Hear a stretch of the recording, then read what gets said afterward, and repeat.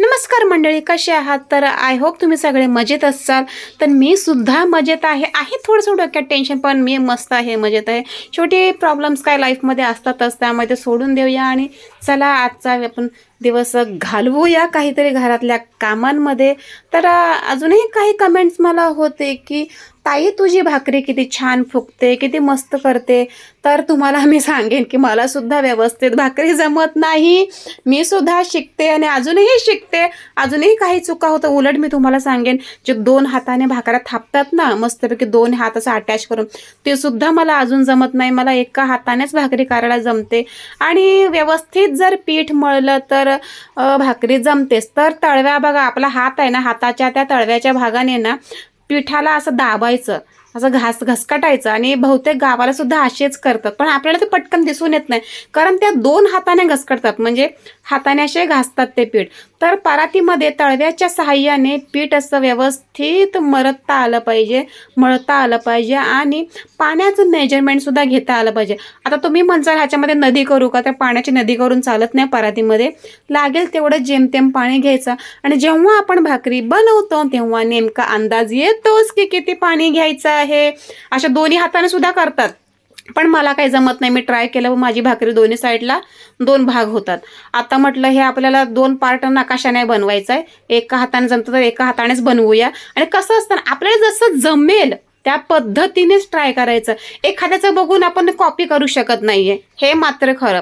आता तुम्ही बघू शकता, मला एका हाताने बघितलंयच केलंय का दोन्ही हाताने, फक्त दोन्ही हाताने मी गोळा करते, पण एका हातानेच. आणि व्यवस्थित जर तुम्ही पाणी घेऊन व्यवस्थित मॅश करतो, जसं तुम्ही मॅशरने मॅश करता, तसं तुमच्या तळव्याच्या हातानेच तुम्हाला हाताच्या सहाय्याने तळव्याने मॅश करायचं आहे, असं दाबायचं आहे. नंतर गोळा करून घ्यायचा आणि पीठ थोडंसंच घ्यायचं थापायला. आणि हात दोन्ही आपले थोडेसे ओलसर असतात, थोडंसं हाताला पीठ लावून घ्यायचं बरं. आणि मग हळूहळू भाकरी थापायची. आणि दुसऱ्या हाताने जिथे कडा आहे तिथे असं हात ठेवायचं, म्हणजे जिथे थोड्याशा फटी, म्हणजे म्हणतात ना भेगा पडतात, मग आपण दुसरा हात लावला ना की ते भेगा मिटायला या बंद व्हायला मदत होते. नंतर मग तुम्ही एका हाताच्या सहाय्याने सुद्धा भाकरी इझिली थापू शकता. आणि थोडं हाताला पीठ लावत जा, कारण काय होतं, हात थोडासा ओलसर होतो, कारण पीठ आहे शेवटी आणि चिकटतं. नेमकं त्या बोटांना आहे ना भाकरीचं ते पीठ चिकटतं आणि भाकरीसुद्धा मध्ये मध्ये होल पडायला सुरुवात होते.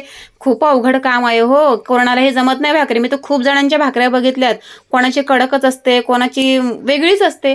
गावच्या भाकऱ्या अति सुंदर असतात, बायका खूप छान बनवतात, मलाही आवडते. त्यांच्यासारखं आपल्याला जमत नाही, थोडंसं हे वाईट वाटतं, पण ठीक आहे, नाही जमत तर आपल्याला जसं जमतंय तसं करायचं, बरोबर की नाही. आणि ही छोटीच झालेली, ह्याच्यापेक्षा मोठ्या भाकऱ्या सुद्धा करते. आणि तवा उत्तम पचलेला असेल तर तुमची भाकरी योग्य होईल. आणि जिकडून तुम्ही थापलेला आहे ती जागा खालच्या साईडला गेली पाहिजे, म्हणजे खाली हात घालूनच भाकरी उचलायची आणि टाकायची, म्हणजे जिथे पीठ लागलेलं आहे त्या भाकरीचा जो भाग आहे, ती साईड आहे ती वरती येणार. आणि नंतर थोडंसं 1-2 सेकंद नंतर असं मस्त ते पाणी लावून घ्यायचं, तेल नाही पाणी लावून घ्यायचं. आणि पाणी लावताना सुद्धा जाणवतं, ऊब लागते, चटका लागतो, मस्त सगळं. अरे चांगली भाकरी खायची म्हणलं हाताला चटके लागणारच ना भाई, चटके लागतात थोडेसे. आणि गरम जाणवलं की समजा की तवा पण चांगला पचलेला आहे. आणि भाकरी पलटताना सुद्धा, म्हणजे उलटी करताना सुद्धा सांभाळून भाकरी तुटते, म्हणून पटकन उलटायची अशी. उलटली ना, आता बघा हे अशी चांगली शेकलेली असेल ना खालून पहिल्यांदाच, तर समजून जा की तुमची भाकरी व्यवस्थित झालेली आहे आणि तवा चांगला पचलेला आहे. आता खालून सुद्धा सेकंड साईड, दुसऱ्या बाजूने सुद्धा चांगली भाजली का नाही हे बघताना सुद्धा व्यवस्थित अशी प्रेस करून घ्यायची. नाही तर काही लोक तोंडावर भाकऱ्या मारतात, असे काही लोकांची नियत असते, सवय असते.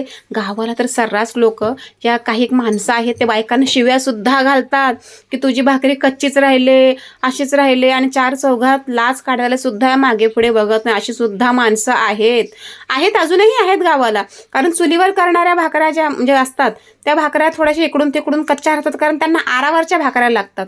आणि काय होतं की आर एका साईडला वगैरे गरम असेल, एका साईड थोडीशी भाकरी कच्ची राहिली आणि बायकांना खूप कामं असतात, थोडे घाई गडबडीमध्ये गोष्टी होतात, पण त्यांना खूप लक्ष द्यावं लागतं की भाकरी कच्ची राहू नये, नाहीतर शिवी खाल्ली या 4 चौघांमध्ये अपमान झाला म्हणजे समजा. आता आपण सिटीमध्ये आहेत म्हटल्यावर एक दोन भाकऱ्यांचं आपल्याला काही एवढं अवघड नाही आहे, नॉर्मली आपण बघू शकतो. आणि जिकडे जिकडे कच्ची वाटते तिकडे पटकन असं दाबून प्रेस करून घ्या, कारण काय आहे शेवटी काही लोक तवा बाजूला करून गॅसवर डायरेक्ट शेकवतात, पण ते मला नाही आवडत, कारण तवा परत थंड होतो, परत तव्याला गरम करा. आणि हा जो बिडाचा तवा हा थोडासा गरम असेल ना, व्यवस्थित तापलेला शेकलेला असेल ना, तरच ह्याच्यावर भाकरी चांगली होते, ना तर अन्यथा ह्या तव्यावर भाकरी व्यवस्थित होत नाही. तर तुम्ही बघू शकता मस्त भाकरी अशी टमटमीत फुगते, काहीही प्रॉब्लेम होत नाही. पण जर तुम्ही मरदताना जर तुम्हाला प्रॉब्लेम आला, या व्यवस्थित तुम्ही मरदलं नाही, थोडंसं जाडसड असं जडजडच पीठ तुम्ही थापायला घेतलं, तर तुमची भाकरी कडक होणार, फुगणार सुद्धा नाही. असं अलगद नसतं, कडकही नाही आणि एकदम पातळही पीठ मळायचं नाही, नॉर्मली पीठ मळायचं आणि हाताने थापता येईल या पद्धतीने हाताला जाणवतं. आणि कधीही खाली पीठ असावं आणि थोडंसं हातालाही असावं आणि हलक्या हातानेच थापावं, नाहीतर थापताना सुद्धा पीठ एकीकडं आणि खालचं पीठ एकीकडं आणि तुमचा हात एकीकडं, अशा गोष्टी होतात. भाकरी थापताना सुरुवातीला खरंच कोणालाही जमत नाही, मलाही जमत नव्हतं, मीही खूप ऐकलंय. पण समोरचा जेव्हा मला टोमणे द्यायचा त्याला असं वाटायचं की मलाही सगळं येतं, पण त्यांना सुद्धा काही गोष्टी जमत नाही ते मला नंतर समजलं. सो मलाही असं वाटलं की ठीक आहे, जे आपल्याला काही जमत नाही समोरच्यालाही काही जमत नाही. गावी गेल्यावर तर खूप ऐकावं लागतं मला अजूनही, कारण अजूनही चुलीच्या समोर भाकरी बनवायला बसायचं म्हटलं तर ते गरम आग शेक त्या आराचं वगैरे खूप त्रास होतो. आपण गावाला गेल्यावर हातात भरपूर बांगड्या घालतो, त्यामुळे सुद्धा भाकऱ्या थापताना त्रास होतो, कारण ते बांगड्याची ऊब तर खूप जास्त लागते. आणि गावी जायचं म्हटलं तर तुम्हाला माहिती आहे की हातामध्ये बेंटेक्सच्या बांगड्या घालण्याची खूप पद्धत आहे, म्हणून त्याची तर फार ऊब लागते. आणि हा आहे बरं माझा भाकरीचा व्हिडिओ, तुम्हाला आवडला असेल तर नक्की नक्की लाईक करा. बाय.